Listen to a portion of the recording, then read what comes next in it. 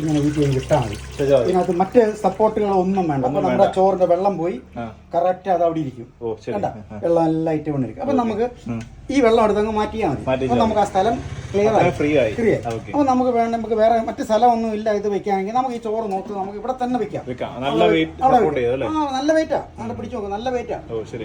നമുക്ക് വേണം ഇതിൽ നിന്ന് നമുക്ക് ചോറ് എടുക്കാം. നമുക്ക് വേണ്ടെങ്കിൽ ഇവിടെ നമുക്ക് വേറെ മറ്റ് സ്ഥലം സൗകര്യം ഇല്ലെങ്കിൽ നമുക്ക് അങ്ങനെ വെക്കാം.